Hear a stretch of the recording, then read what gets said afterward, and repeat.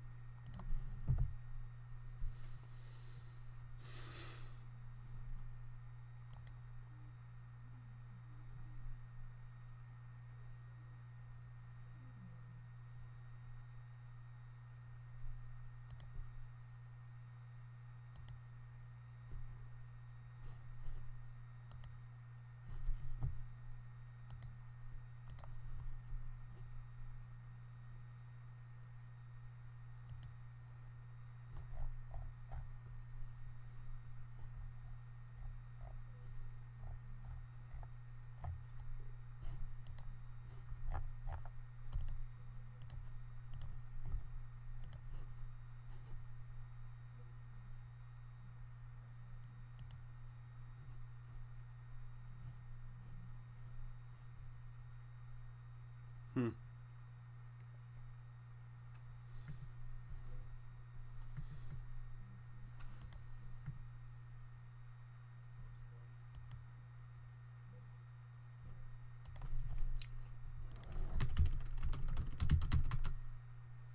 You want to help me out for a minute?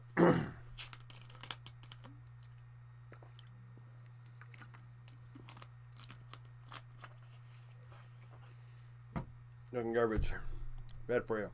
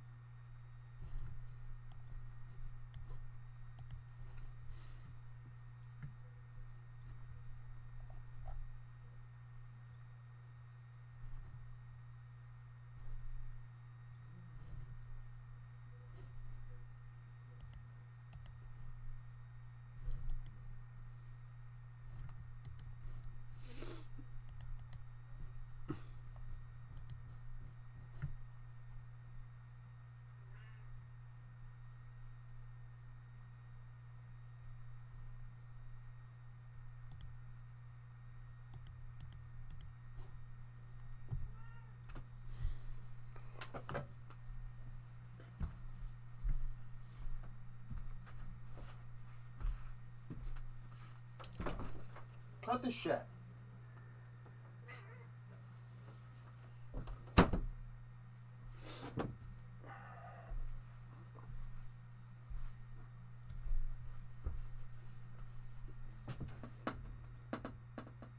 Oops. Oops. Excuse me. Oops. Kicking all sorts of shit, pissing everybody off. Okay.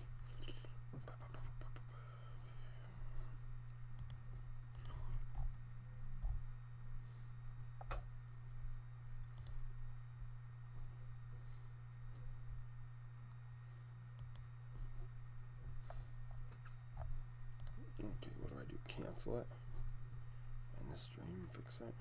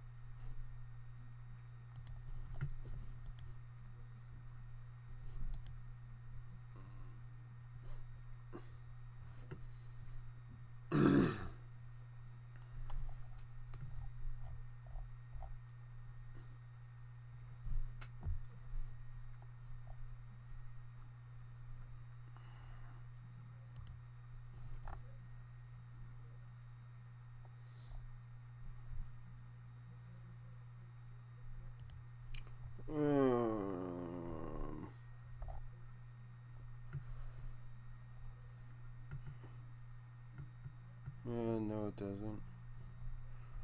Fuck, I need people to fucking look at my shit.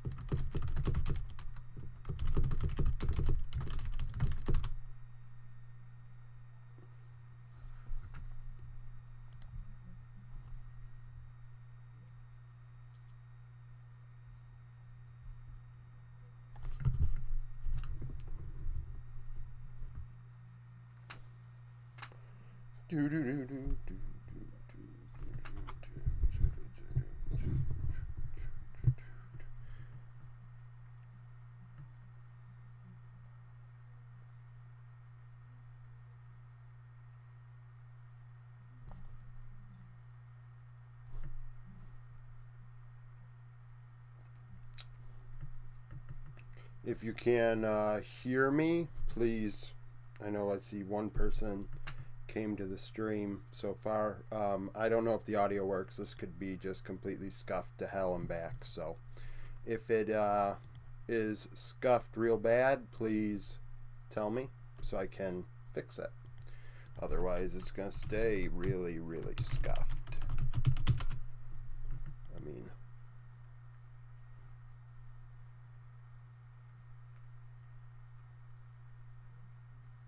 Thank you, Cameron. I appreciate that.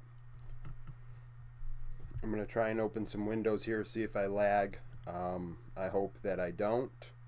I know the angle isn't great for the video, but at least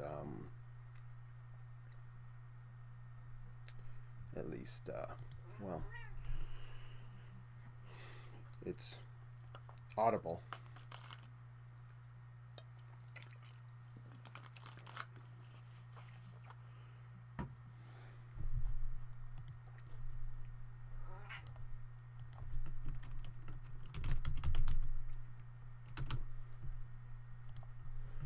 We want to talk about a little bit of free agency, what the hell's going on, you know, the early confirmations, right? Leaguepedia is so far behind. They're like months behind with this Kaiser leaving nonsense that's we've known about forever and whatnot.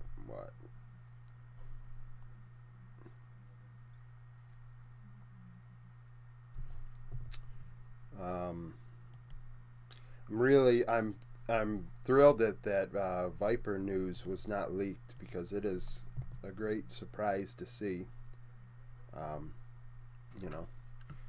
How many people really had Viper going to HLE? It's almost like HLE saved money last year just to be able to make a run at Viper and Scout. Really, doesn't sound like the greatest team with Doo up there in top lane. I don't know who they're going to find as a jungler, but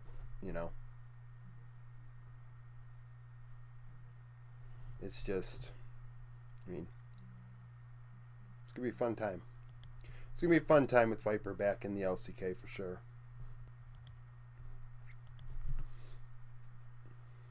I haven't been following Twitter though, so I don't know, the other Twitter rumors. Just what I'm seeing here confirmed. When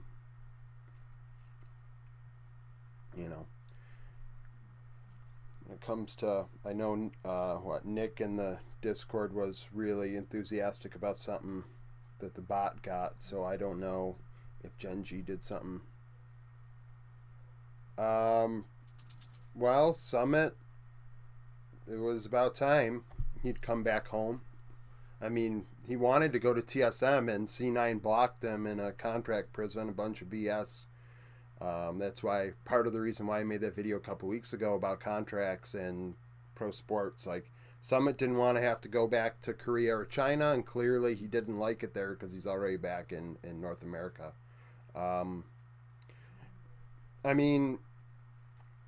You'd like to think that a player like Core JJ is going to keep Summit honest with his champion pool and his work ethic, and tell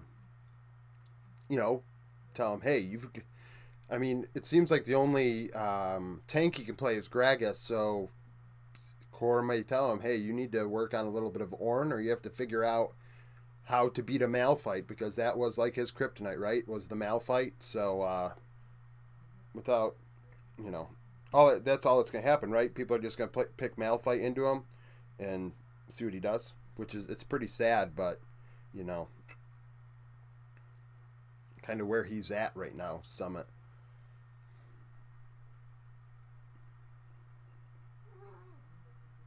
Yeah, Reckless got really screwed. He really did. It's unbelievable, really.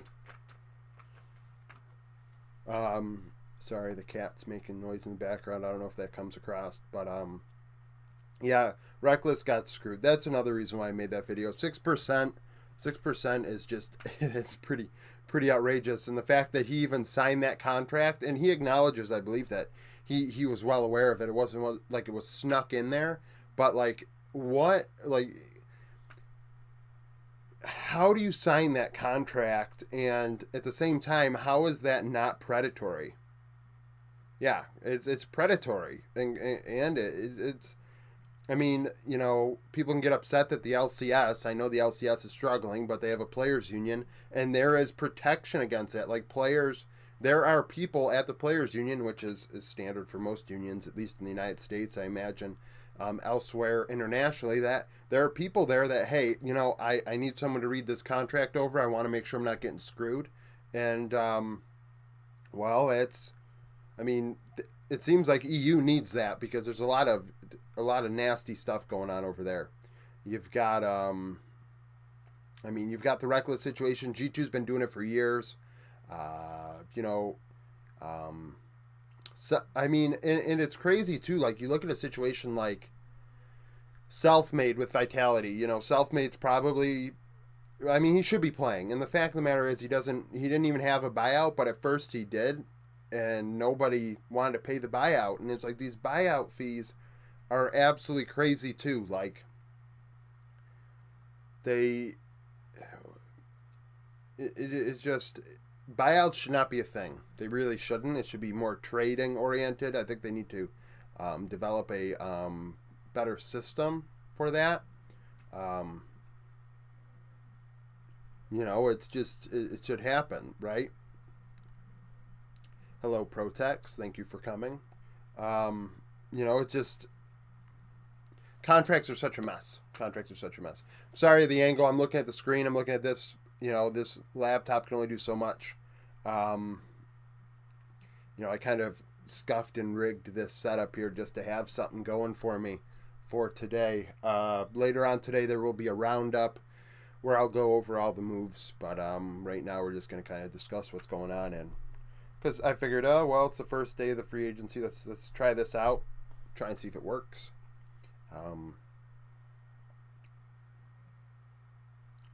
Yeah, I had somebody actually post to me this morning, a comment about I'm uploading too much. I don't remember who it was. Um, you will. I mean, I don't know if I'm gonna watch Brazil. Really, I made a minor region video, and not many people watched it. And in there, I talked about Red and Loud a bit. So that's kind of unfortunate. Thank you for coming to the channel, though. I wish I knew some Portuguese, but I don't. I mean, I'm gonna give the minor region some love before spring. I mean, we have a month and a half here. I've got content to fill. That project I was doing is taking longer than I expected. So I expect to talk about Brazil a bit. I still can't believe that. Should probably talk slower because, well, I mean, I still can't believe Brant's did not get picked up by the LCS.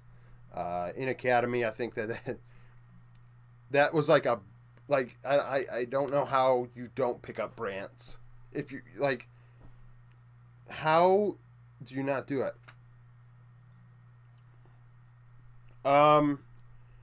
Well, the project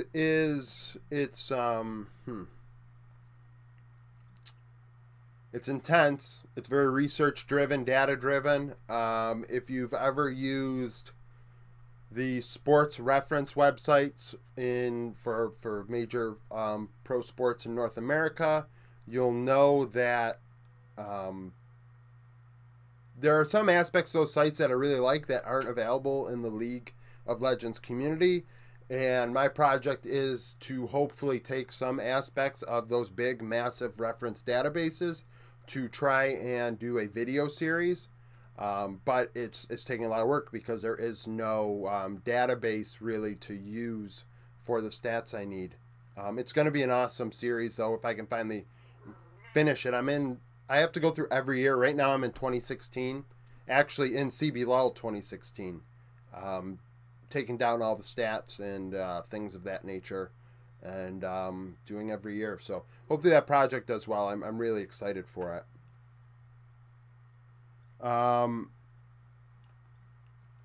So as far as the free agency, 80 carries from Korea and Europe, I mean, there were a ton. I mean, it's ridiculous. Unforgiven probably should have stayed with Mad. It's unbelievable that they went with Carzy. Flackett should probably be a starter, I think. Honestly, I think he needs a longer leash. I don't understand why a rookie got screwed. Korea, I mean, I just read Prince might be going to FlyQuest. I don't know if that's true or not, but if it is, it's pretty awesome. Ruler maybe to JDG, but they got Viper back, so, there's a lot of 80 carries. Jose, I don't know really what's going on with that. I guess it comes down the import slot, right? Is he worth an import? And it's pretty pretty crazy because I think Jose is definitely not world class, but he is a major region jungler. He's going to dominate Latin America just like Boogie did just now, who's now with TSM, and going to go to Worlds. Like Jose's going to be at Worlds. He'll probably be at MSI, and if he goes to Latin America, goes back home. Yeah, junior hockey is definitely really I mean, junior hockey is a lot like League of Legends in the East, and I think it should be used that we should look at it that way in North America as well. Europe, it is already like that with the RL, so I really do like the hockey comparison. I don't really feel Unforgiven got screwed by 100 Thieves. To be honest with you, I think that he knew he was going to be the backup with the 100 Thieves. He probably knew that when he signed the contract. You know, they probably told him, hey, we're going to sign double lift. You're going to play backup for a year, and then next year you're going to play. I'm going to guess is probably what the deal is with Unforgiven. I think Mad Lions, I think the LEC screwed him more than 100 Thieves did.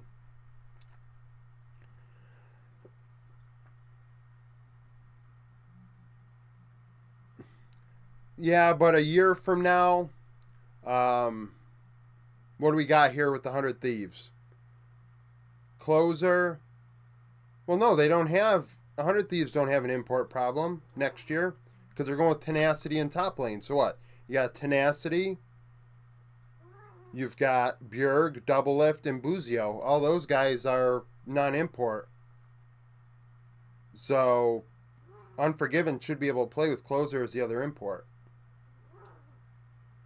I mean, I don't expect Unforgiven. I mean, all things fair, I would like to think Unforgiven. That's not the plan. Unforgiven's probably not planned to play.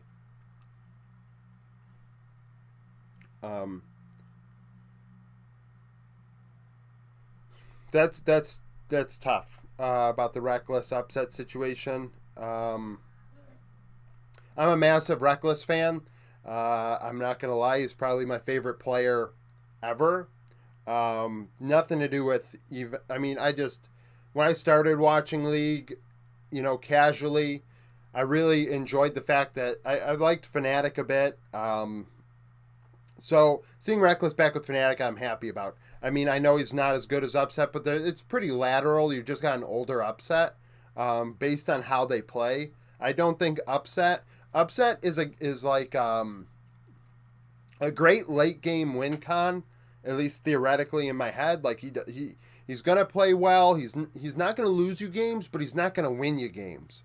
I mean, you're gonna see flashy plays every once in a while. We see the Kalista pentakill, but really that damage they put up on Kalista at Worlds in that game was not the highest on the team. And I think people are going to look, and I mean damages and everything, but people are going to look back at that game and think of the penta. But he, in my opinion, wasn't really the carry for that game. So, I mean, Upset, I think, just is, he's just taking a break, just like Alfari is.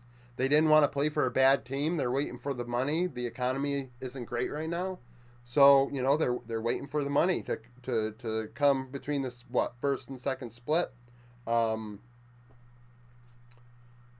find it really hard to believe he didn't have an LCS offer. I would really, really, really be shocked that 100 Thieves didn't say, hey, Upset, we're not even going to bother signing DL or Unforgiven. How about you come over? I wouldn't be shocked if he said no. If, honestly, 100 Thieves didn't do that, frankly, they didn't do their due diligence. And maybe the claims off the rift, you know, his attitude problems or whatever are bigger than we think. I think Reckless is... do you think Reckless isn't the problem with Fnatic? It's going to be Rux, as far as I'm concerned. I think Rux is such a. This is a pun.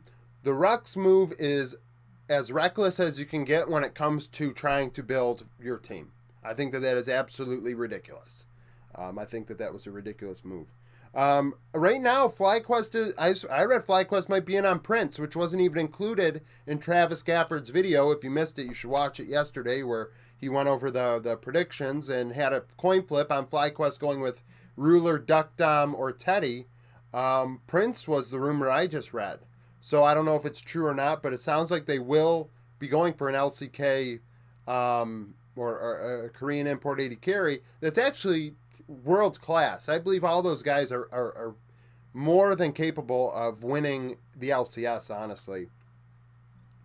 Um, I mean, I have FlyQuest, honestly. So what? We got TL's bot lane.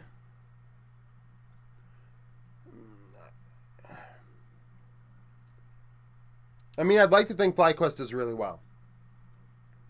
I probably, without looking at everything and looking at the stats, FlyQuest are definitely a team that's, when I say Worlds contender, I mean going to Worlds. I don't mean winning Worlds. So I have them as a team that probably would go to Worlds with that roster for sure. I think FBI is a downgrade over Danny. And I think Cowrie, I mean, didn't see enough of Cowrie. Really, I thought he did fine. I don't think he is. I don't think. I think FBI is probably better than Cowrie. Um, but I think they're different players too. It's a tough call.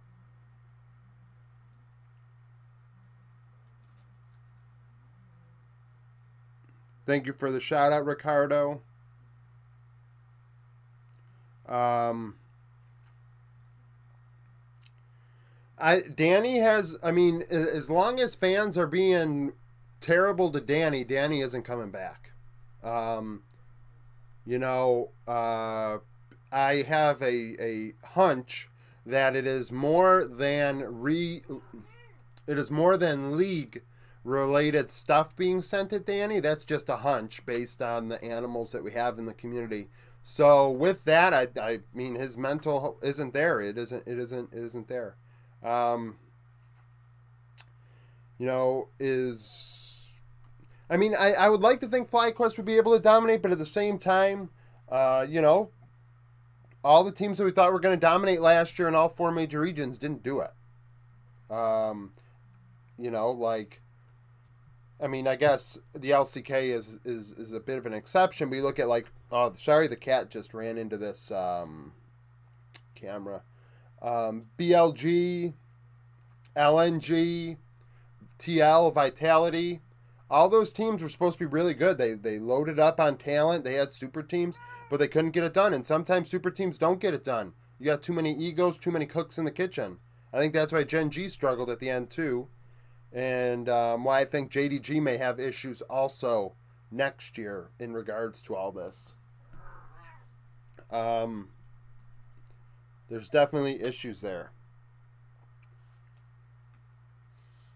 But I hope this is all, I know the first person in here said the audio was good. Hopefully it is solid. I got the microphone a little bit. I mean, on this desk, I literally have like a TV table here, pretty much with all my stuff on it. Um,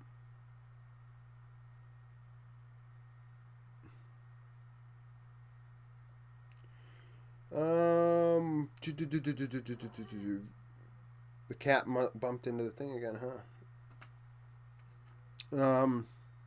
So what do we got?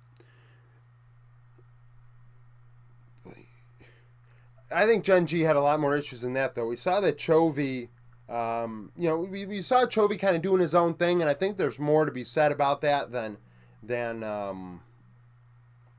there's something going on there. Like what the hell was that? And I think Gen have bigger issues. I mean, you got Lahens, I think, trying to convince the coaching. I mean, we saw the singed Senna bot lane, and I think their drafts were all over the place.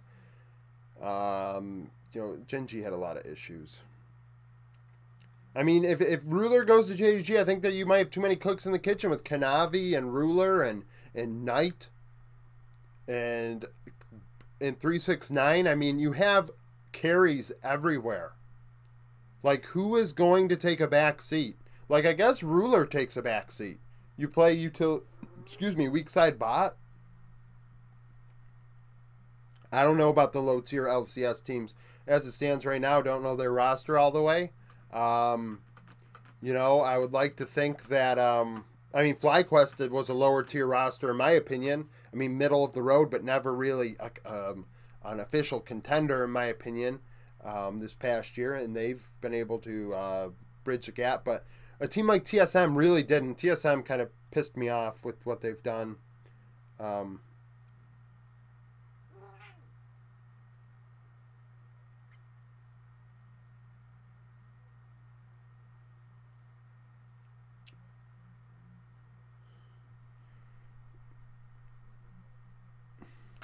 The only thing I know about Diplex right now, I listened to an interview where Peter Dunn was talking about, I think he was talking about my Hotline League.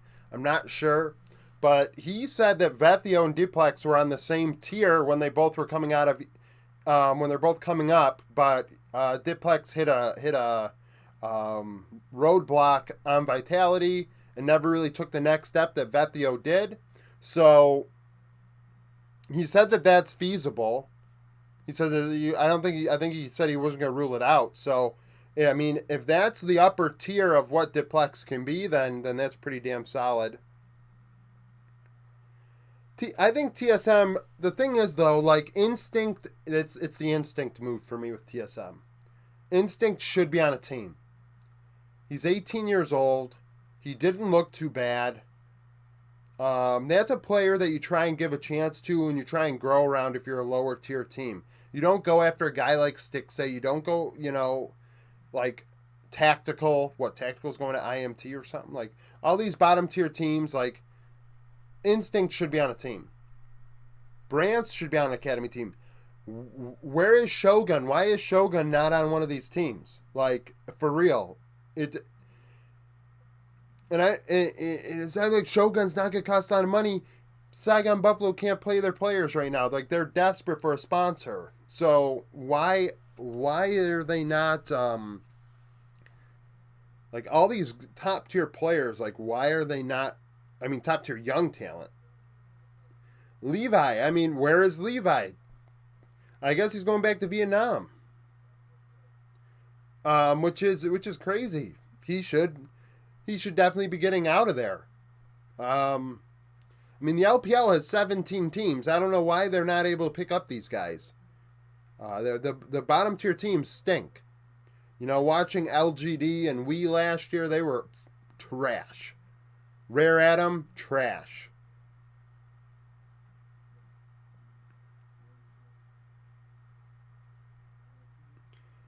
Why are LEC and LCS teams are... Well, the LEC teams are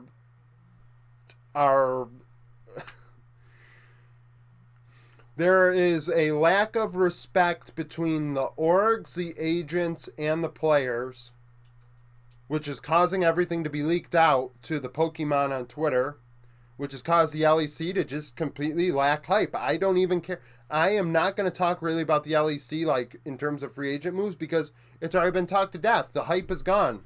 It's like you opened your Christmas gifts over the last 3 weeks, and you don't, like, I don't even care about the LEC right now. Like, I don't know why people think it's good that they're leaking their information. LCS wasn't too bad. There were some leaks, and that is also not great. But thankfully, not all were leaked. Like this FlyQuest team, till the very last minute, till today, the last 36 hours. I mean, we had rumors. Travis had some predictions, but it wasn't as atrocious as some of these LEC rumors we were hearing. LCK, I think there's more honor between the agents, the players, and the teams. There's more respect there. They're not gonna, I don't know, give information freely to Pokemon on Twitter. No offense to them. They're doing a job. If they're getting paid, you got to get paid. You get the information, you post it. It's the messenger that's the problem, not necessarily the person that is posting it, if that makes sense.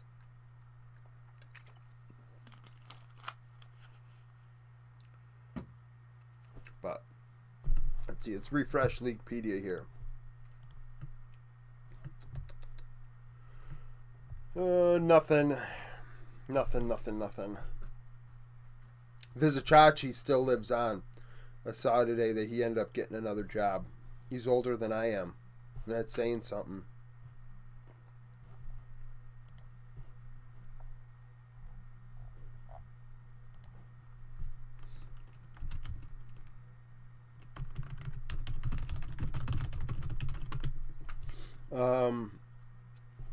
Let's see, Discord. I do want to do that player pool thing, by the way, again next year. If you're only a YouTube channel subscriber and you're not in the Discord, that player pool and things like that, I hope to do again next year. We had a lot of fun doing that. I think the leaks harm the players. It harms the agents, harms the orgs. Nobody wins when there are leaks.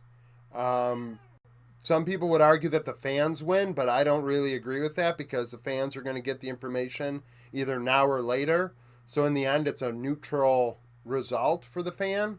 As far as I'm concerned, everybody loses when there's a leak. If I was somebody, if I was a general manager and I signed a player to a contract and all of a sudden it was leaked, I would probably blackball that agent and never sign one of their players again. I really wouldn't. I really wouldn't. Maybe that's a little vindictive or vengeful, but I think that it is pretty embarrassing that these agents allow these leaks to occur. I think, like we're hyped up right now. Like, for instance, let's talk about the 100 Thieves. Bo.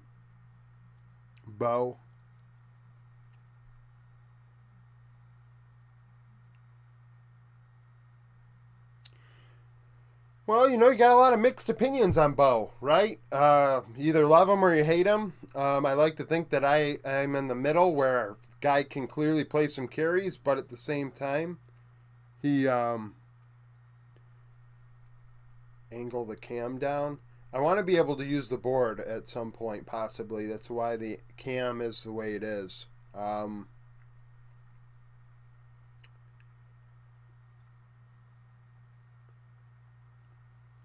If you were to who the highest...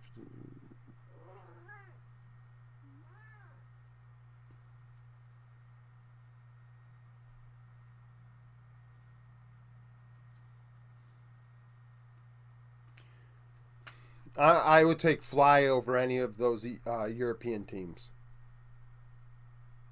at that rate. If FlyQuest truly has the roster they have, I would put them above any Western team right now.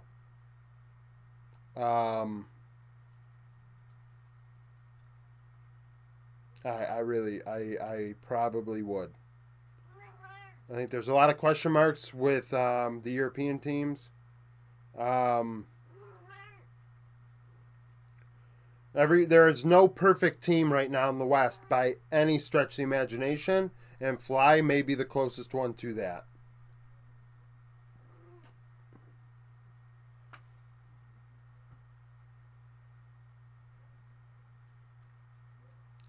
The thing is with Bo, we only saw him in one meta for a very short time. If he can't play other things, he may be very one dimensional. It's not going to be smooth sailing the whole time, at least in my opinion. If you look at his solo queue, we went over it in the Discord the one day. All the dogs, he's not very good at dogs. And the fact of the matter is, sometimes you got to play a dog. You cannot carry every single game. That's not going to work. And I doubt people are going to legally gamble or bet on their words when it comes to Bo carrying every game, regardless of meta. So that's the whole deal with Bo. Like, a lot of people really like to love him up and things like that. And I think he's a good player. But at the same time, I think he also, there is a chance he could be limited, and I think people discount it.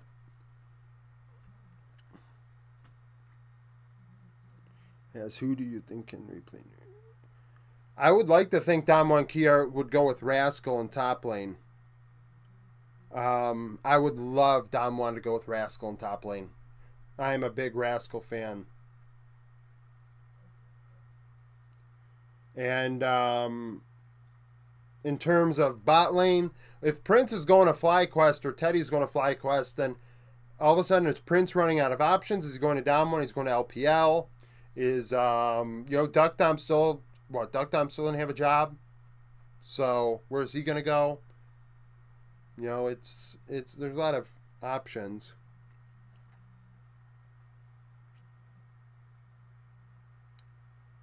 I have no idea. I have no idea because it's hard to really even judge these teams right now because not all of it's official. Without it all being official, I really don't. It's all so many hypotheticals, and there are so many teams in the LPL. It's really hard to think about every single one of them without actually looking at what they are.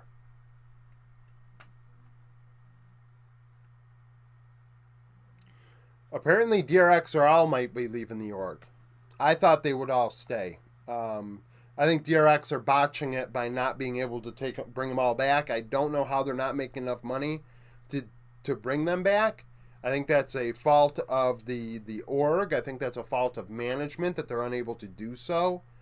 It's unbelievable that they couldn't lock down a sponsor for that team, being like, we're world champions. Like, can we keep the team together? Like, come on. We'll put Deft on a whatever commercial for some company in Korea, and everybody knows who Deft is. Like, it's ridiculous.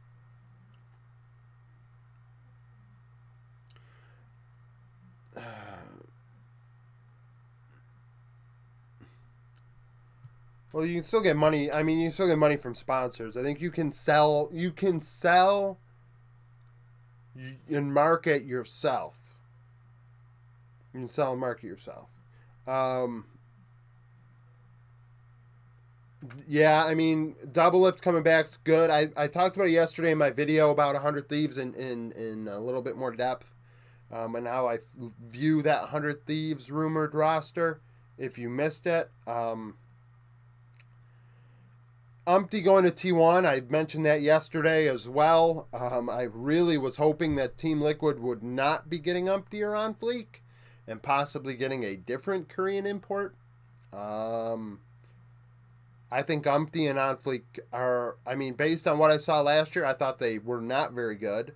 I was hoping that they would go after somebody like, Pioshik I know is going to cost a lot of money, but even somebody like Kuz or Elam, I think both are free agents. You could even look at a guy like, honestly, I would take a guy like Arthur from Chief Esports Club over Umpty or On Fleek, to be 100% honest with you.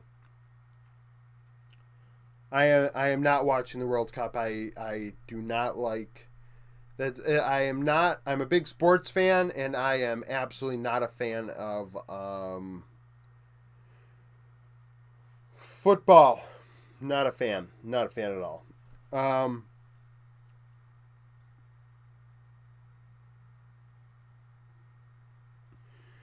So Golden Guardians did not go back on their word. If you watch that video, we talked about it actually in the Discord. Somebody had thought that they didn't, and they had said that in year one they would end up going with a team of vets to then determine a core of vets to then go with into year two. Year one right now, veterans. Go into year two with a couple rookies with the veterans, and so on and so forth. That was that video. I rewatched it, so if you look it up on Golden Guardians YouTube channel, you'll see that that's what they said they were going to do. I do not think that it is the best move. I wouldn't do it myself, but I think that the one certainty is that they did not lie about what they were going to do. They did do what they said they were going to do.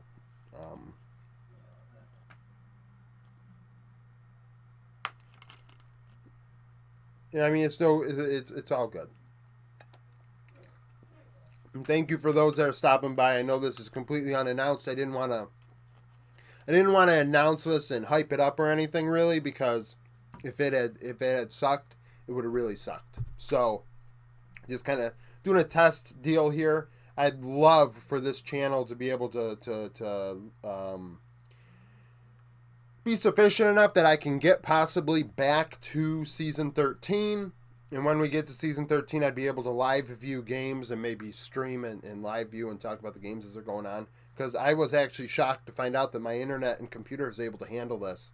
Actually, my bit rate was a lot higher than what YouTube requires. So I'm really happy that it's working. I would hope that this is working well. Because I feel like, with the live view, like I'm not kidding when I watched literally 95% of the games all last year, and I'm thinking to myself, what? I mean, I'm not a big reactor. Actually, honest to God, I hate reaction videos. I think reaction videos are complete. It's so fake. So, like, I feel like if I'm going to be watching the game, I might as well, talk to people when I'm watching it. And if it's a little bit of, ad revenue, and at the same time, people can BS about the games as they're going on. If I'm watching them, I might as well. And, it works. When LPL and LCK overlap, I end up two-timing back and forth. So that's just what I'll have to do. I'll have a little timer or whatever on the OBS and have to, tell you guys that I'm fast forwarding, but I don't miss any of the games. And it's tough at 2 a.m, but hopefully the Asia game schedule isn't too bad this year.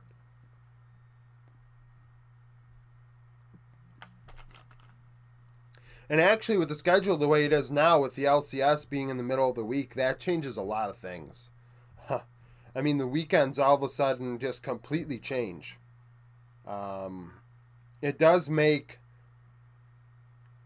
Thursday and Friday, well, what?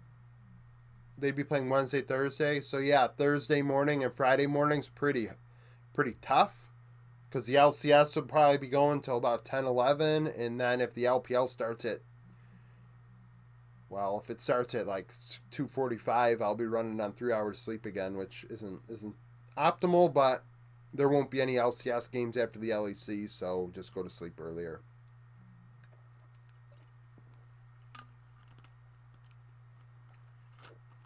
Overreactions are not welcome.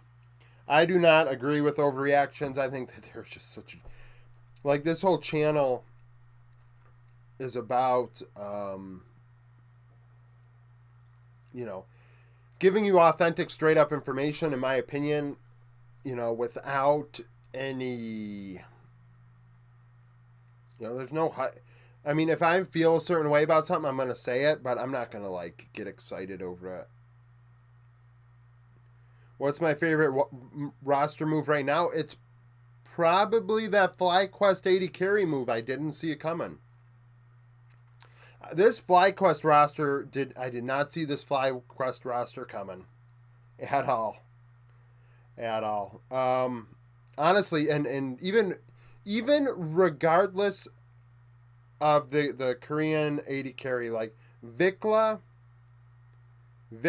being in mid lane was such a shock to me to begin with, let alone the fact that they're going to go pull another 80 carry. The problem with the Yankos and Eevee and, yeah, Isla's the support for FlyQuest. Yankos and Eevee, it happened a couple weeks ago. I mean, I was really happy about the Eevee situation when I heard about it. I think that it may lay the groundwork for the future for Japanese imports. I think that is very interesting, but at the same time, it's unfortunate we found out about it before today.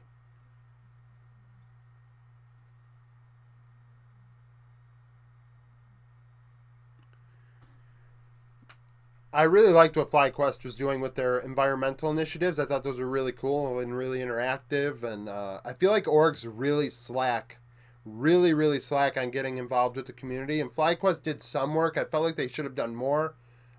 They just finally now have FlyFam, a third tier amateur team. I think that that is well past when they should have had one. But you know, they have an opportunity to make fans, which is a thing. I think. I mean, I've been thinking about making a video about what hypothetically I would expect out of an org, or what I would want to do if I was, you know, not necessarily content oriented, well, kind of, but at the same time, how players in the team can interact with fans in a more, I mean, just more often, a more efficient, more transparent manner.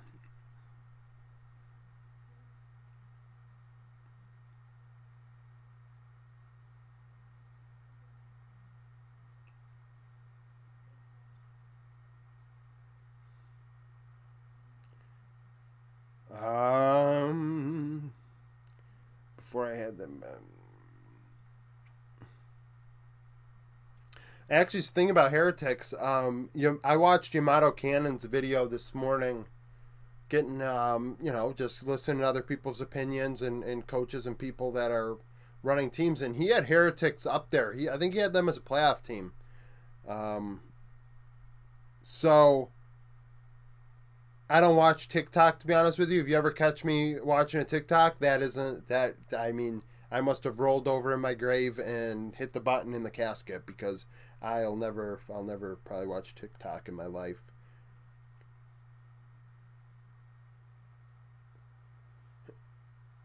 I don't believe, like, I think the titles can be fixed. I'm not gonna put things in caps lock and like bait people like others are. I think that that is just not that's not me. Um, as far as like length of time of videos, that can probably be fixed. I'm trying to figure out what the algorithm wants, to be honest with you, to get it pushed out, because right now, I mean, shoot, I'm only getting like, I'm lucky if I'm getting 10% of the subscribers watching the videos. So it's either the algo not pushing it out and people not seeing the videos, or people don't want to watch the videos. It's one or the other. So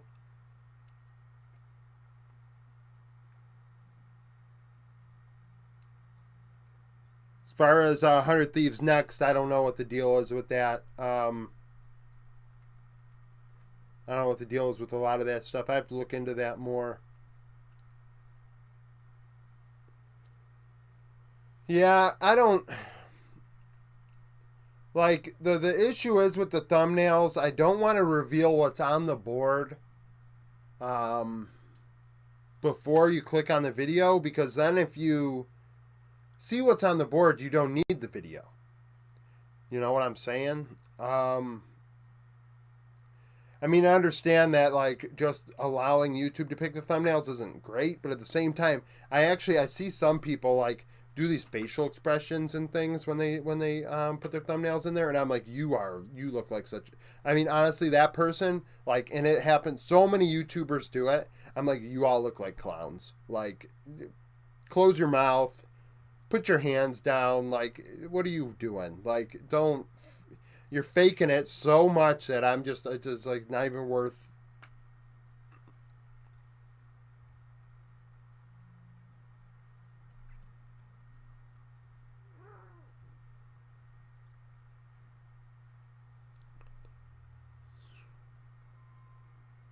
That is the title of the video.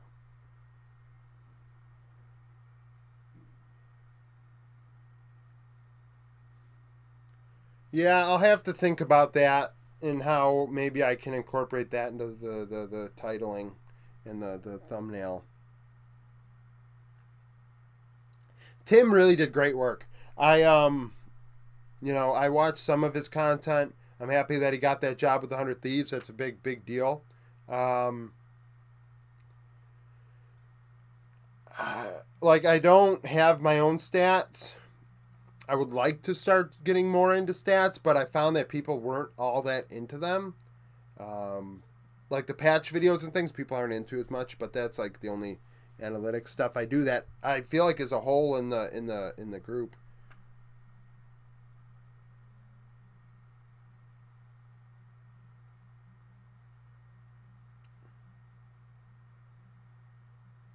Yeah, if I edit videos, then I don't think it's authentic. I think when people like give you this bang bang bang condensed opinion content, like they're giving you like I don't know. Like yes, it's what you want. Like you want to see the best out of people, I guess, but at the same time like they're giving you the they're not giving you everything. They're just giving you what they want you to see. And I know that that is what you want to see. So at the same time, like that's like a mental hurdle that I have. Like I have to decide: do I want to give you what you want to see? But at the same time, know deep down for myself that it isn't actually what it is. Like I don't know. I don't really.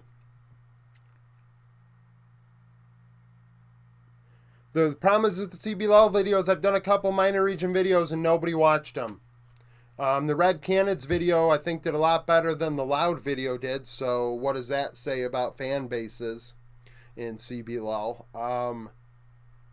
You know, I don't want to dedicate to, I don't want to, I don't have the time. I don't have the time. How's it going with you? I would like to keep going with my channel. Thank you. I hope it does. On Discord, Gerb just posted. Yeah, so if they do go to FlyQuest, that's a big deal. What is your opinion about? I mean, G2 is pretty much the same, right? Kidding. Well,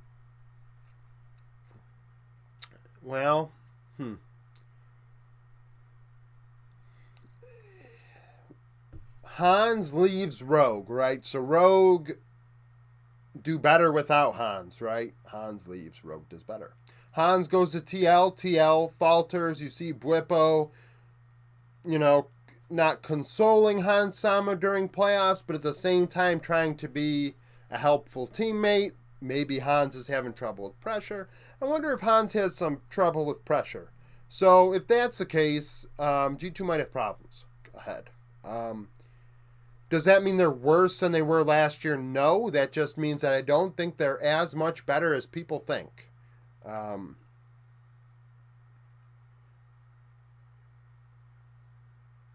Yeah, I don't do like patch videos when it comes to talking about like champion alterations. I would theoretically, there is if I ever got big enough that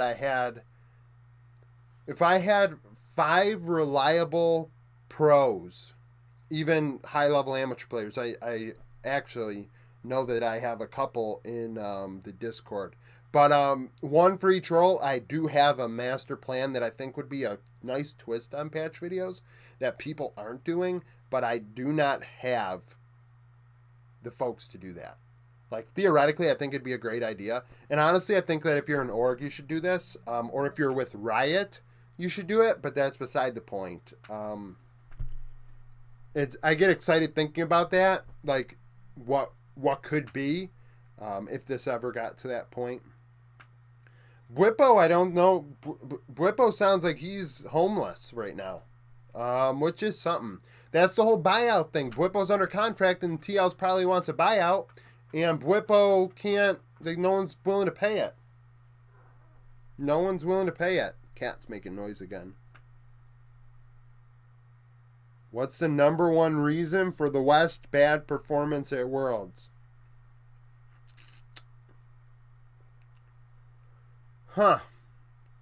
So, there's a lot of different opinions, right? We've got the ping issue that's discussed to death. We have culture issues, systematic issues, coaching issues, scrim issues. Some people think it's the pay. Some people think it's a union. Some people think it's the community in North America and Europe being too toxic. What is it? What is the number one problem for the West struggling at Worlds? Infrastructure at the bottom, at the foundational level of the West is not where it needs to be on a player level and a coaching level. And at the same time, I believe that the attitude amongst pro teams at the higher levels is not great and conducive to success. I also think that there is an unrealistic expectation from fans on what the West can do internationally. I think the West stinks.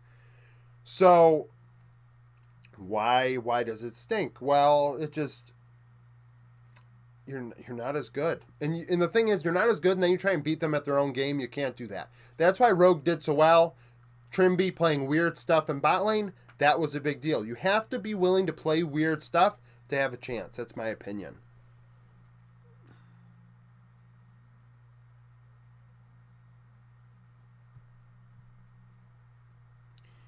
No, I agree with the thought that I should do more CBLOL videos. I mean, I should do, with the project not going along as quickly as I would have liked, there might be more minor region videos this off season. I don't I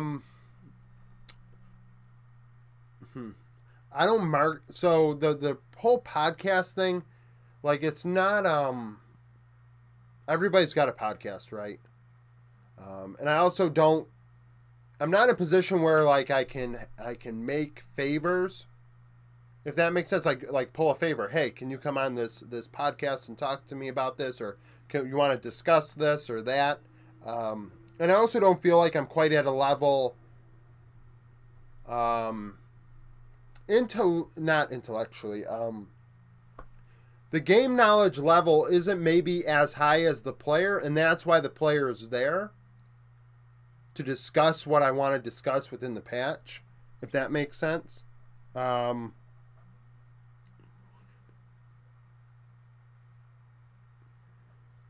had a couple years where the West did good. I mean, what are you going to do? G2 was playing weird stuff. Pike, for example, right? G2 was playing weird stuff. That's the reason why they were able to do it. It's where it starts and where it ends. I really, is a fluke, and I don't expect it to happen again.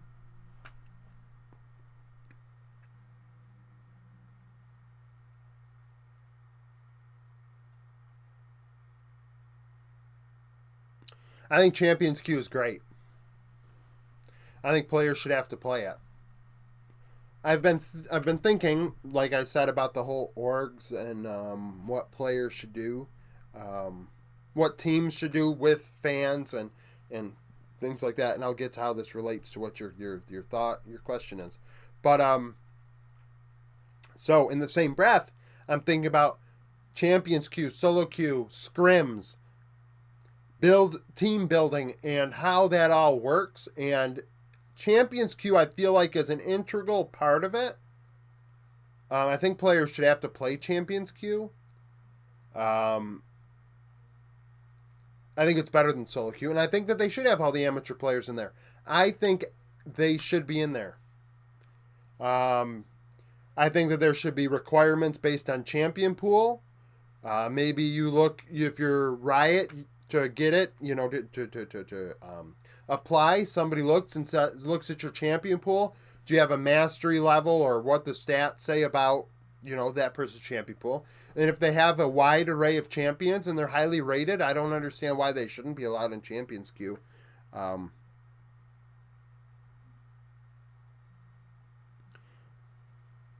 I believe that Doublelift is not going to... I don't believe... Honestly, I wouldn't be surprised if 100 Thieves doesn't make Worlds, but that's not the point of why that team is built the way it is.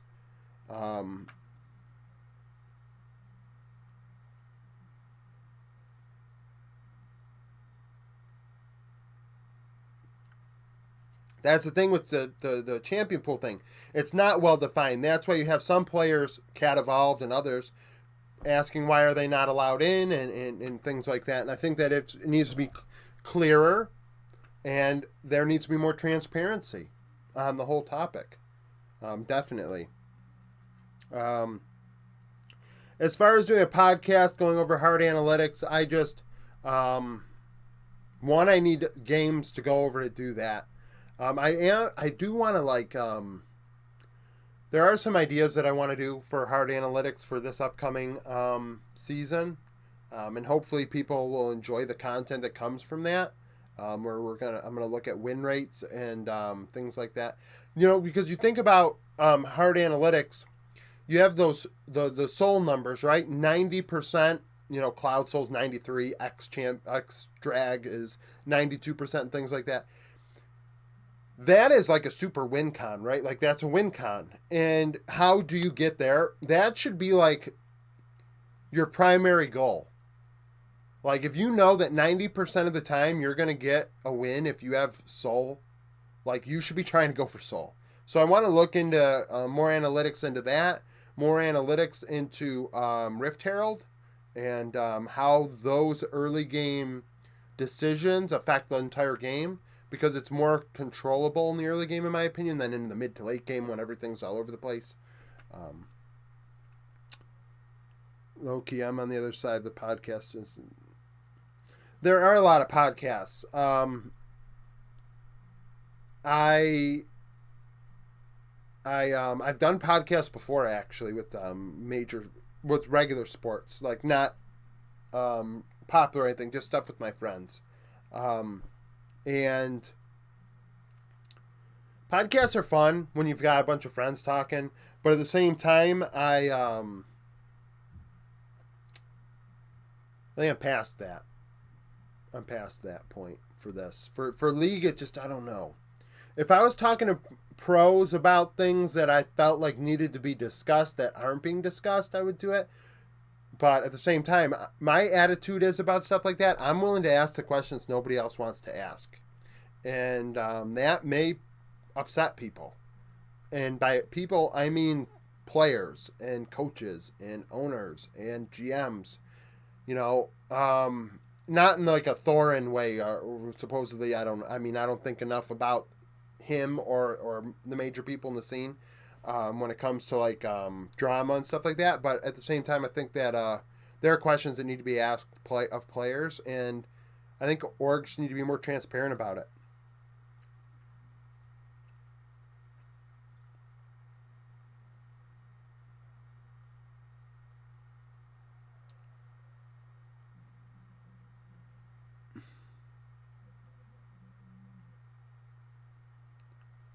I would love the algorithm to push my video. That'd be awesome. Trying to figure out the secret to the algorithm sauces right now. What's the time length of the video? Tags, stuff like that. I would love to find out what the algorithm is right now. I remember watching COD YouTubers when gaming was just starting, machinima, if you will. And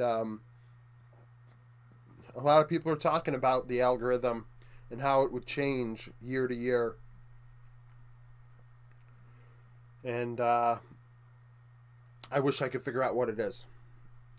Some days my videos hit like a couple thousand views. Other days I'll get like 150. Like the minor region video, I didn't do the second one. I just didn't even bother because nobody's talking. Nobody wants to talk about it.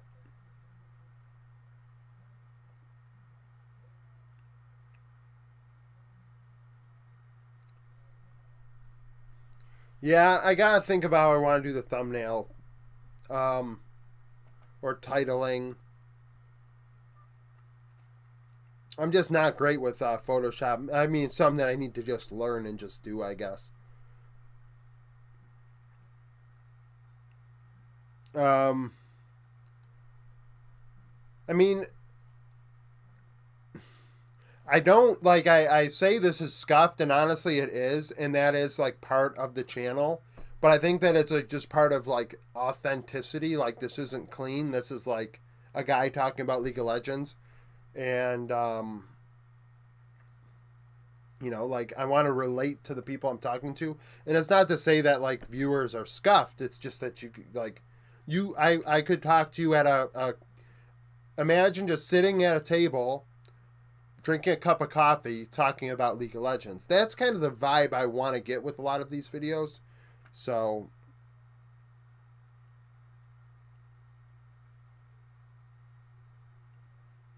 Um,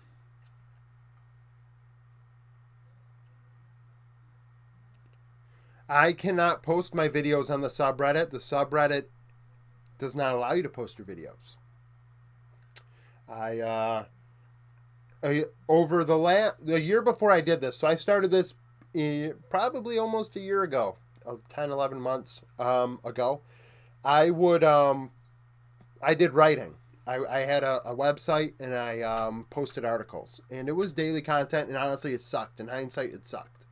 But I had a couple things that I posted to the subreddit that had like a few hundred upvotes, and then I posted the one day and it got blocked, got taken down, and I was told I can't post my own content.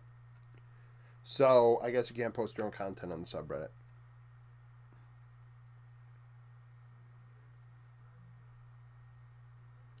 Yeah, I mean I guess it is what it is. Like I look at the title, but some people might look at the thumbnail.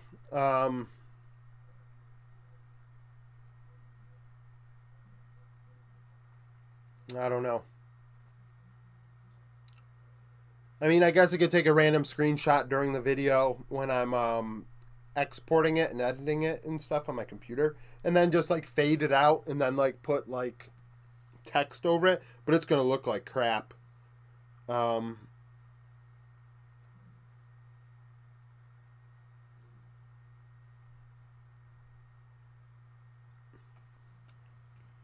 Unironically, doing data analytics on your videos, past performance might help.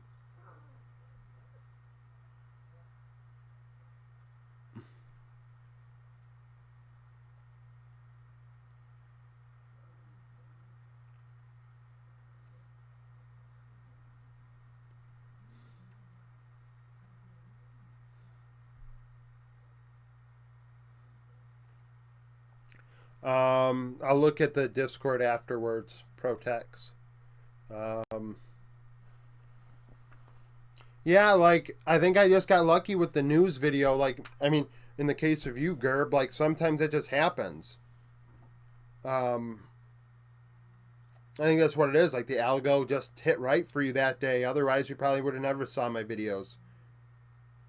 That's the thing. Like I go back through all my videos. Maybe I can find a common thing, but it's hard. It really is. It's all over the place because most of my spring content has under 100 views. Like a lot of my content blew up after MSI and then leading into Worlds. Like actually from MSI all the way till about this week, I had no time where I had 2 days in a row where my sub count went down. This past week I had a few days where it went down. I've been teetering at 3250 or so, I think. So, I mean, I got to look back at the content. I like to think the scuffed angle is part of the charm. I like to think the scuffed angle is my off. I mean, I wouldn't say I'm a scuffed individual. I mean, I guess I am pretty scuffed.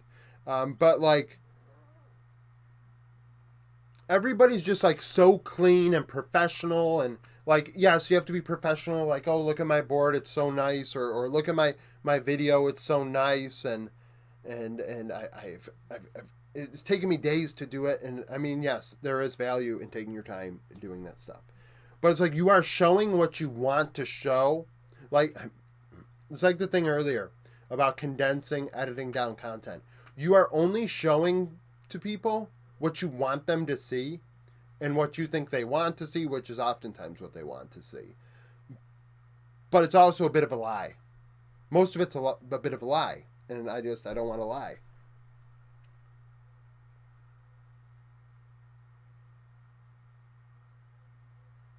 What do you mean hype teasers? Baguette? Baguette?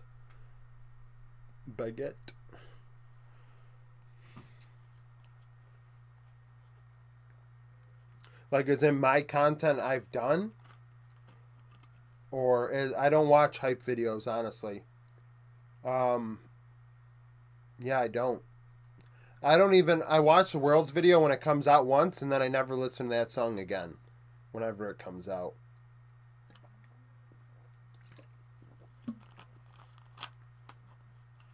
because I listen to it, or I listen to these rap videos that the LEC. I think it's fun that they do it, like interact with your fans, do whatever you gotta do, but it's just not my vibe. I'm actually surprised my internet's done so well throughout this entire process. An hour and 16 minutes. Holy good God. Let's check the Twitter. If it's lagging, my apologies.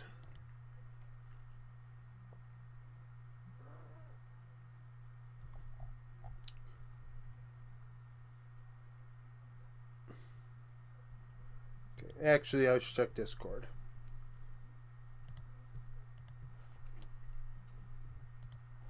Suggestions, my mans. I have an idea, maybe track more. They would.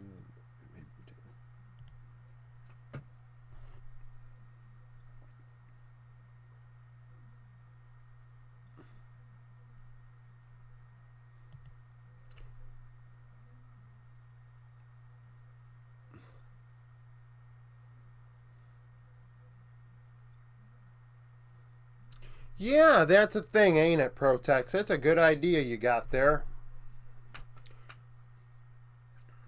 That's an idea.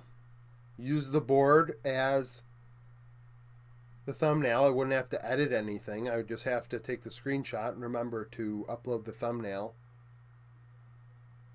which I didn't do for my members only video over the weekend. If you guys saw my predictions for the NFL. Oh, I screwed up. Excuse me. What do we got here? I guess it's kind of the Office effect. First-hand show. It's like if we were there with you. Well, that's the goal. Like, it should be like a real conversation, like laid back, like BSing about league.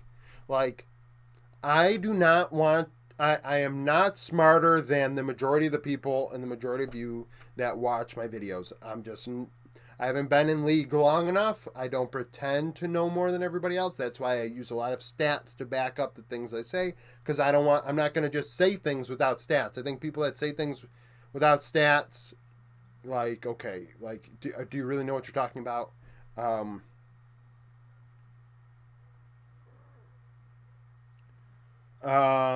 So, like, I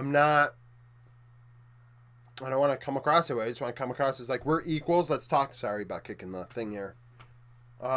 Kicking the light in the camera. Just meet you where you're at. I feel like a lot of problem with league content is they're not meeting their viewers where they're at. They get upset. You look at LS, and I like a lot of LS's stuff. I think LS has a really, really great mind for the game. When he thinks outside of the box, and I think that those ideas need to be brought to the table to just be discussed, and every idea when it comes to strategy should be discussed. But sometimes he gets really upset with the fans that question his stuff. And at the same time, I'm just like, you can't, like, you got to meet people where they're at. If you have to over-explain it, you have to over-explain it. Like, I think that people need to understand that. Oh, no, I didn't watch any of the hype videos leading up to the matchups either. I did not watch a single one and only video or whatever they were called for Worlds.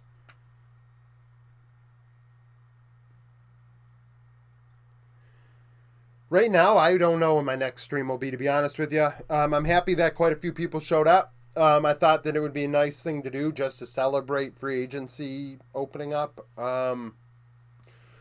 My thought is, if my channel doesn't die between now and January, I would like to live view all the games. Because I watch them, I might as well stream them.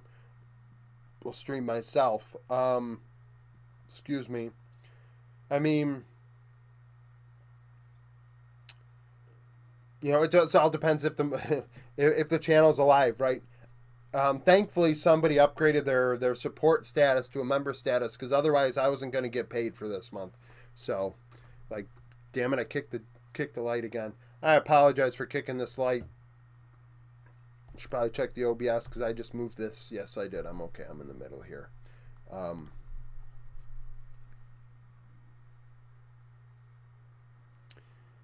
Yeah, I think live viewing would be great. I mean, I'm not going to overreact and things like that, but I think that while watching the game, there are ideas that I have that I think everybody sees and nobody really talks about. Like, why are we doing this? Why are we not? If you're doing this, why aren't you offsetting it somewhere else on the Rift? What are we doing here? Why are we making this decision?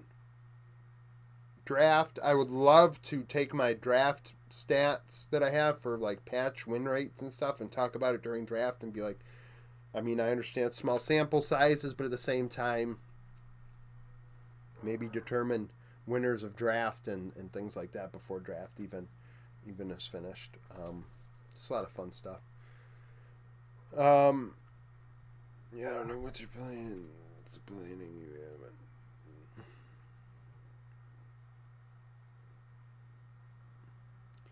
Hey, I hope I explode when it comes to this content too, man.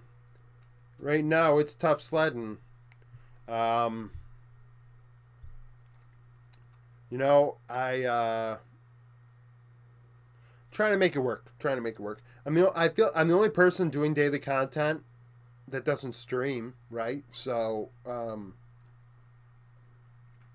I mean, maybe I'm not. Honestly, I don't look up other people's content. Maybe I should, but I feel like I fill a niche that hopefully people find interesting.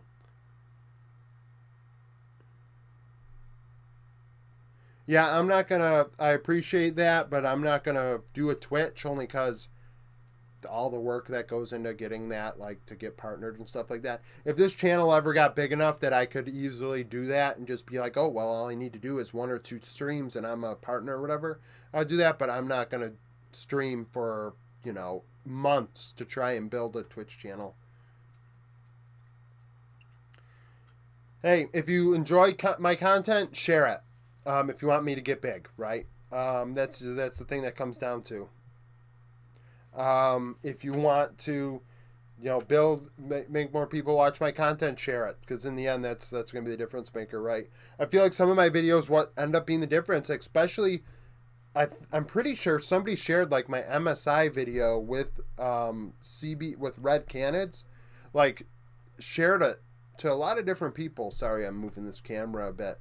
Um, and that gave me a boost, and then I got more boosts, and once or twice people have shared my videos on Reddit, which I really appreciated. Um, that gave me boosts, stuff like that. Like sharing is a big deal. Um, Gets new eyes on the content. Um, you know, I think that's a big, and it takes, it's a share. Not a lot of people like sharing content. I don't blame people for not doing stuff.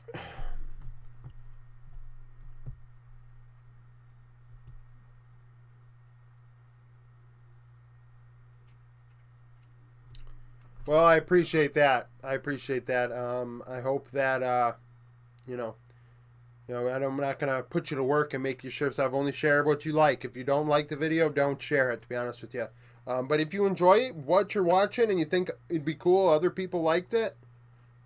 If you think it'd be cool, and just, what I'm talking about is worth discussing or worth being listened to, share it. I'd really really appreciate that. Um,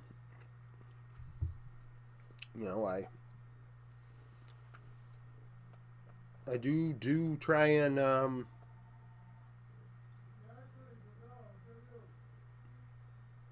yeah. So, I try and just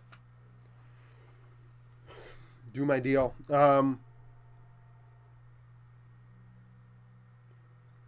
I mean, it would be pretty fun, wouldn't it, if Reddit did that?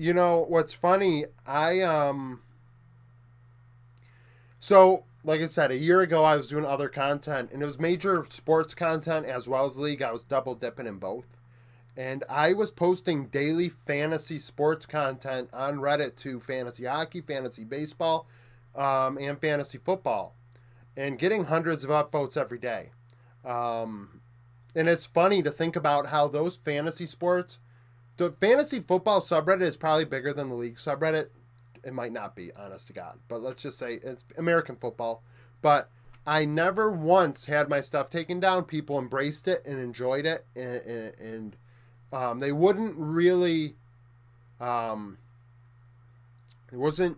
People weren't giving me crap. Like, it's funny how the league subreddit is the way it is. I think it really, really sucks.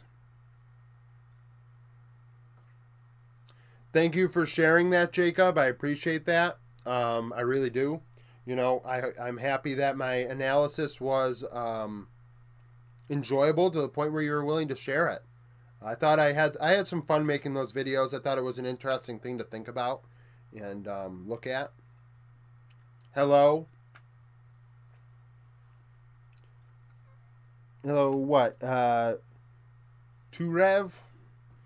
I'm not gonna lie. I'm a white guy, so I can only I got some English and I got a decent amount of Spanish. But outside of English and Spanish, we are using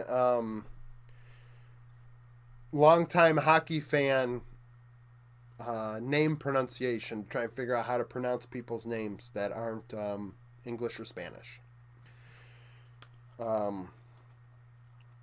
It's one advantage of being a hockey fan is literally you hear a lot of names of people in other languages. So then you learn how to pronounce them. No, it's fine. I didn't want to disrespect you the way I pronounced it, is all.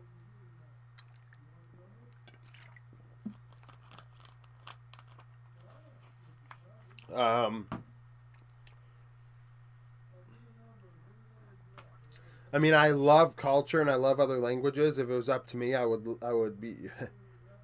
I really do enjoy it, and I think that's why I enjoy League so much, is because there's all this mixing of cultures and people coming to a common goal. It's very ice hockey like my favorite ice hockey team locally, the Buffalo Sabres in the National Hockey League.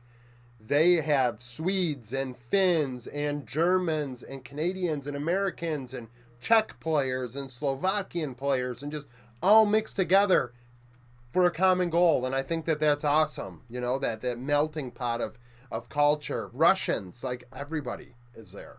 A Latvian, like, I mean, it's incredible. That's why I'm a big hockey fan. It's awesome. But see how the YouTube's doing. I don't know what YouTube ends up doing when this content goes up. Does it freak out? I want to like open Windows and see if it like screws with my stuff here.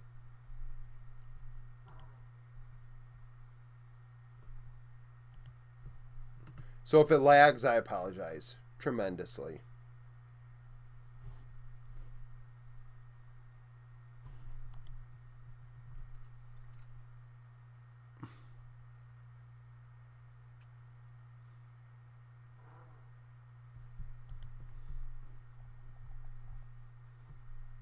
Okay. So what do we got here? The FlyQuest roster is awesome. I've talked about it a bit earlier, but it is awesome.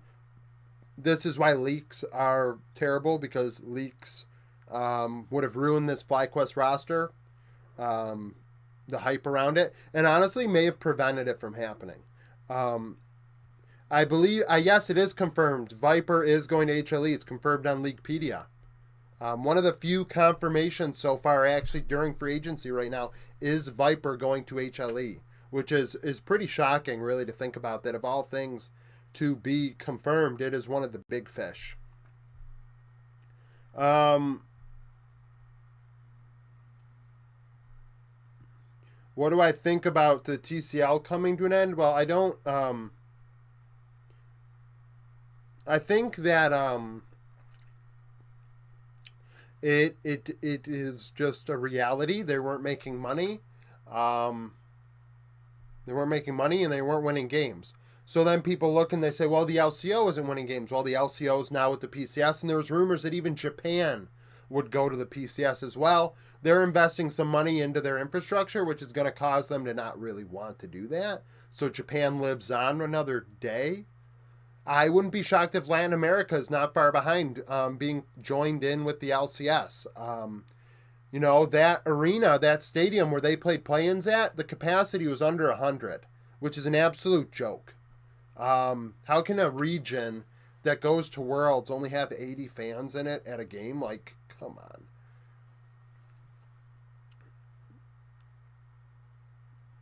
on. The FlyQuest ADC, some people have said Prince 90%. Yesterday, Travis Gafford said it was going to be either Duck Dom, Teddy, or Ruler, and flip a coin on whether that was going to be one of those three or not. So it does sound like they're going with the Korean roster, which is another thing to think about because Travis Gafford also said a few weeks ago, there would be two Korean-speaking teams. We have TL, and now we have FlyQuest that might be able to speak completely Korean. Spica, I don't know how great his Korean is, but it might be good enough.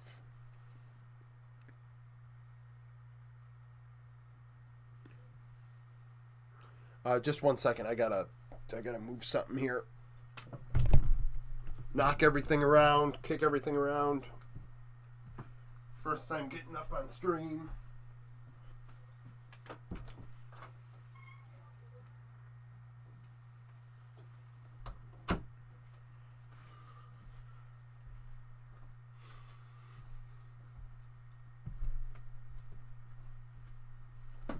Oh.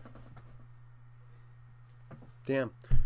I don't know what the delay is on this stuff.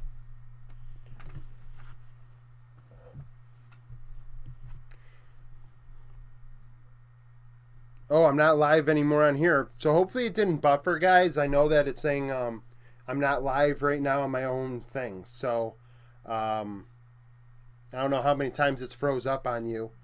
If it is at all.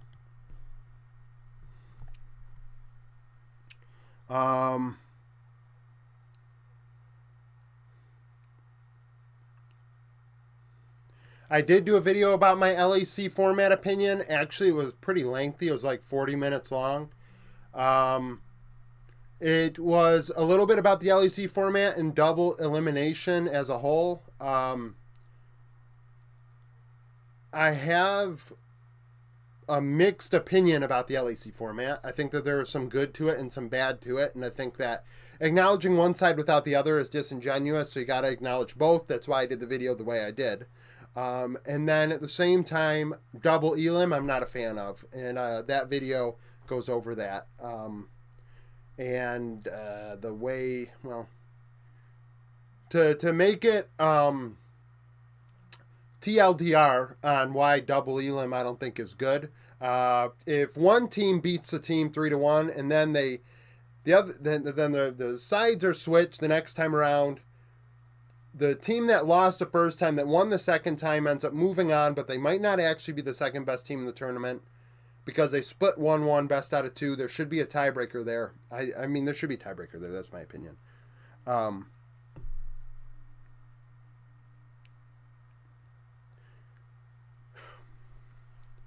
It's a tough thing, right, to enjoy your own region. Like, that's why I think the 100 Thieves roster is such a big deal for the LCS. It needs to have content to build the region up. Otherwise, the LCS will die too. You have to make people want to watch the game. 100 Thieves has the roots in content to be able to do it, and they have the players now to do it. So that it's unacceptable not to.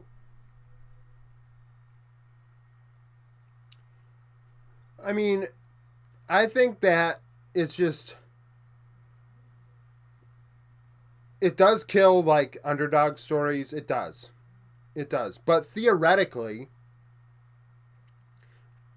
Joe Schmo should not have the right to say, well, JDG is better than this team.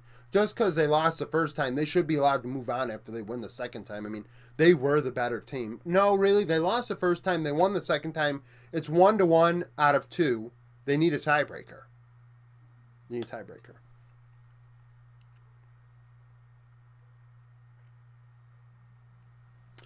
Uh-oh, the football.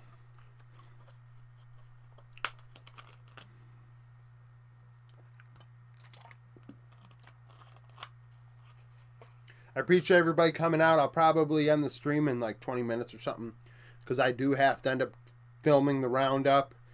which will probably be the news up through what, 2:30 my time. The confirmed news, and then we'll just go with it tomorrow with whatever happens tonight. You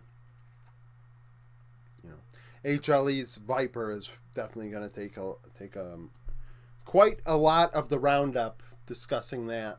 It's going to be fun.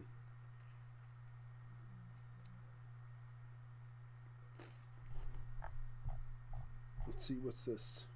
It says the stream is healthy.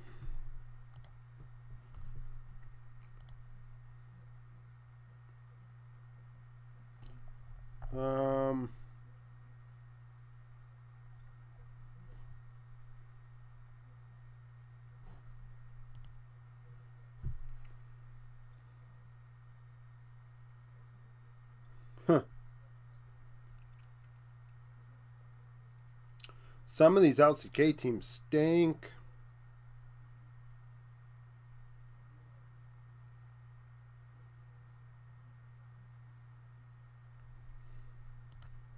I give Nongshim credit, though.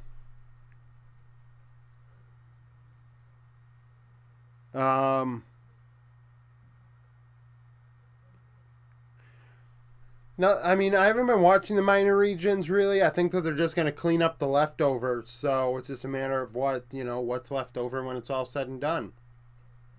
What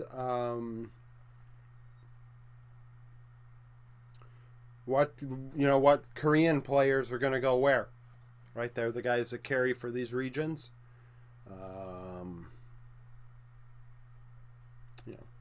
Which ones will go where? Who will be PSG's jungle mid? Who will go to, the LCO, Japan, Latin America? Hell, even the TCL, their second place team, had a Korean 80 carry that carried them through the playoffs.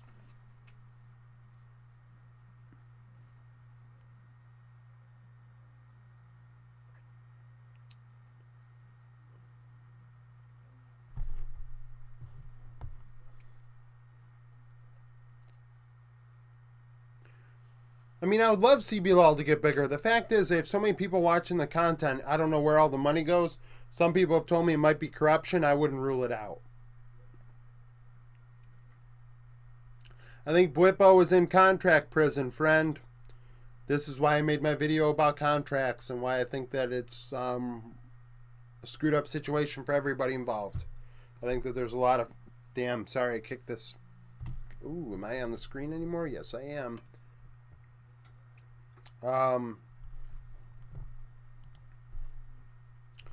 Contract prison is bogus. There's a lot of things that need to be changed with that. So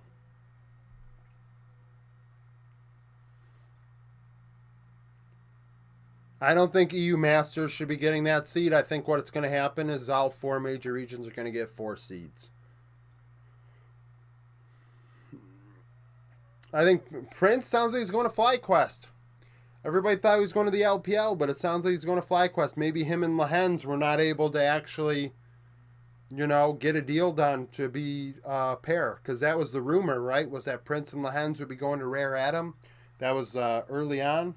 That's why speculation and rumors should not be given as much credit as people give them. Because there are a lot of rumors that don't come true.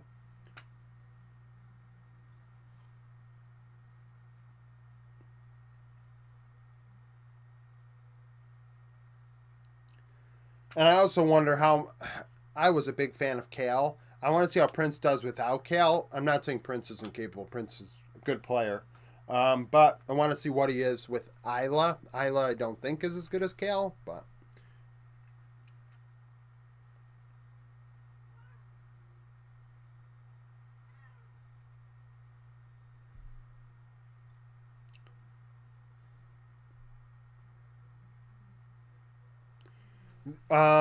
Sandbox were going back and forth between Envy and Ice. So yeah, I think that was the difference.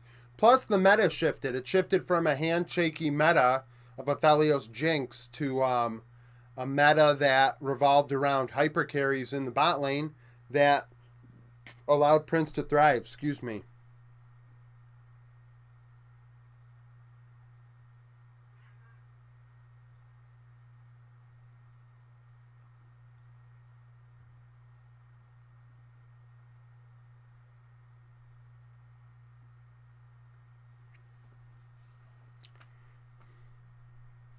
Yeah, I don't know. MSI needs a lot of help. I think MSI one, I think it should be going to minor regions. I think yearly it should be alternating minor regions. We just saw Brazil host Valorant or whatever, or CS:GO. I don't really know which one they hosted, but I think that they could host a MSI event. Um, as far as seeds are concerned, I don't know. I think you do have to do something. I believe that the MSI winner should be guaranteed a world slot. Um, I think that should be the prize. In addition to money, make it worthwhile. Because right now, people, you're actually screwed when you play MSI. Like Peter Dunn was talking about EG. They go to MSI, they come back 4 days later. Riot has them doing content to prepare for summer. So they didn't even get a break. There's a lot of burnout there for the MSI teams that other teams don't end up, having to deal with. So you got to make it worthwhile for them.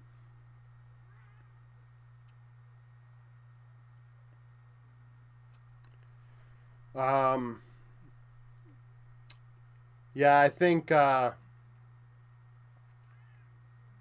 Brazil, they should be able to host an event.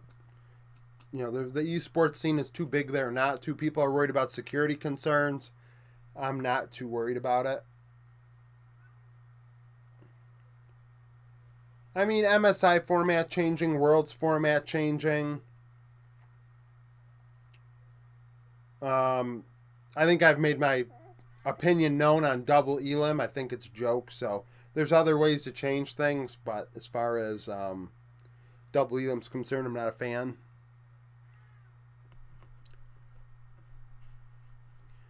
Russia, apparently, from what I guess everyone's assuming, Russia's dead in terms of a seed. If Turkey loses a seed, Oceania has lost a seed. So there are 3 seeds available. I don't know if the PCS is getting an additional one and now we'll have 3 instead of 2.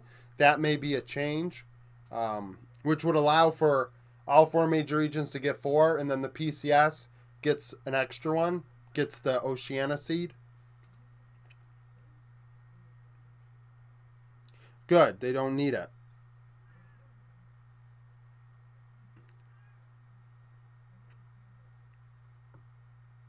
Although I do think Russia's a better region than they got credit for. Unicorns of Love looked really good not too long ago.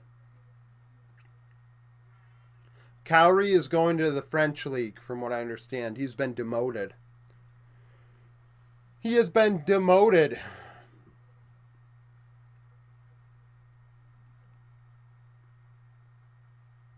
Which is unfortunate, but I mean, he can't go back to Turkey. And he must not have wanted to play Academy. Well, Academy probably doesn't pay as well as LFL.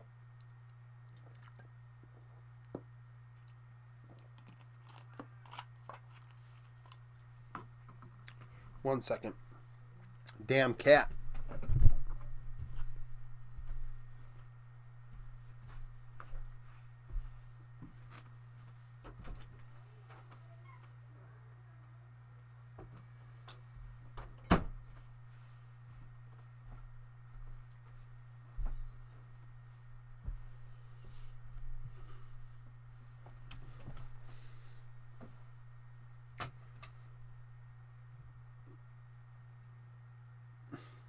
Apparently, all the DRX players are free agents. That is a thing. Just trying to move my stuff here. Hopefully, it doesn't unplug the webcam. That would be unfortunate, wouldn't it? Yeah. As far as Double Lift and Unforgiven is concerned, I move this. I think that it's just a 1-year thing where Double Lift's going to play Unforgiven plays in 2023. Or he is also,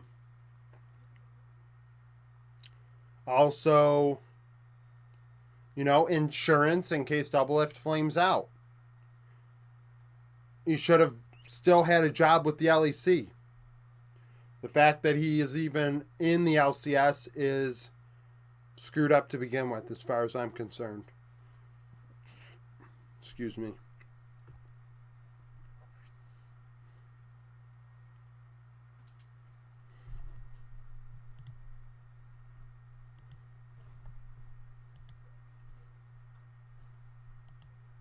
But yeah. So if you guys want to support me, share this. Well, don't share this because I'm going to close it in about 15 minutes here. But like my content. Later on today, I'm going to have another video out. Join the Discord if you haven't already. Follow me on Twitter. All those links are in the description of this video or live stream. What else? YouTube member. Become a member of the channel. If you're just supporting me, you get a little badge. I don't know if it shows up in here. I don't know. I don't think any of the members are in this thing for me to see if the badge shows up. But if you get a badge, in the chat, you get a badge. You get a badge in the comment section for $3 a month, which just keeps the channel alive. $10 a month, you get extra content, including NFL American football content. I do a couple videos a week, members only. When League comes back in January, I will be doing League content. Once again, predicting. That's where I do all my predictions for winners. We do a predictions thread on Discord. My predictions I do for members only. So that sort of stuff is stuff that interests you. That is there.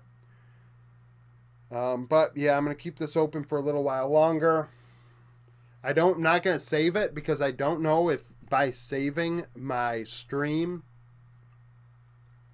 I don't know if it saves it to my computer or if it's saving it to YouTube. I'm going to find out when I hit end stream if it goes to YouTube or if it goes and disappears into the nether. I don't know what happens the first 10 minutes or so that I had private, but we'll find out.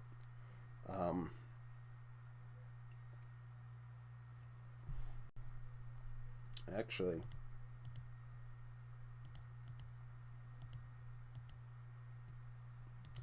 yeah, it's going to show up, which is fine, I guess. But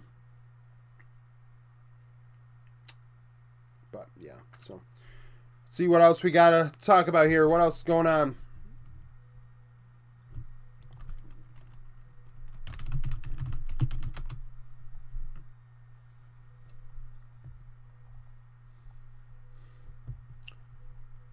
Finally catching up to the fact that Yike is no longer in EUM. Huh, Leaguepedia? You are behind schedule. Behind.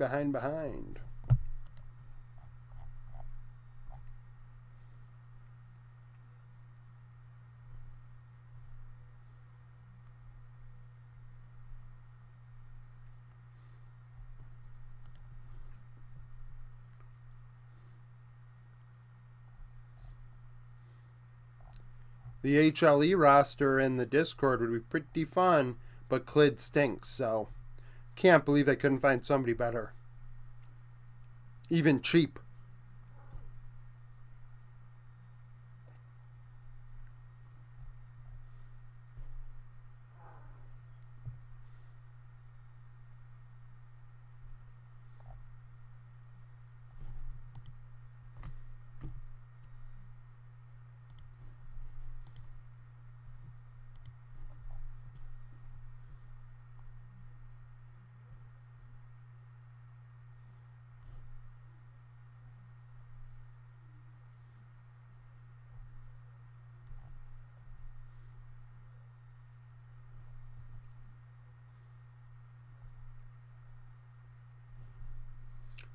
Oh, it's a do and be leak.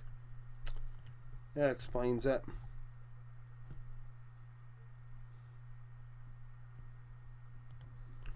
Wonder what happens to the LPL with all these players being dropped out. Dignitas looks like they're going to stink.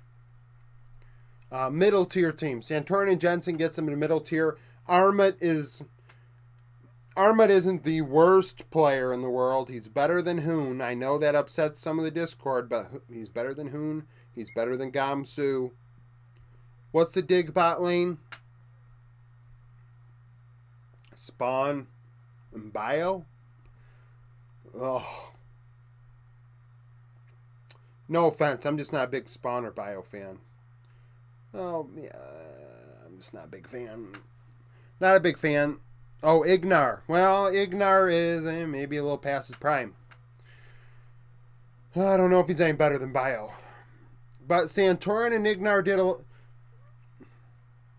If they had Power of Evil in mid lane, we would have a FlyQuest reunion. 2020 FlyQuest, if I recall. The 3-3 Worlds team that took a game off of top, I believe, or HLE.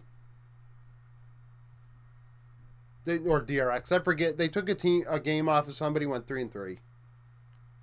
That was the Unicorns of Love group as well, with No Mans. Anna Hasek and all them. Yeah, so there you go. Against top esports, like a good run they had there. So if they can get that trifecta back again, maybe that changes things.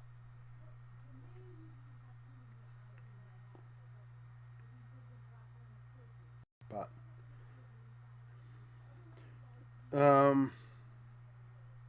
yeah, I remember they were in a group. I just didn't know which Chovy team it was. I knew it was a group with Chovy and Knight in it.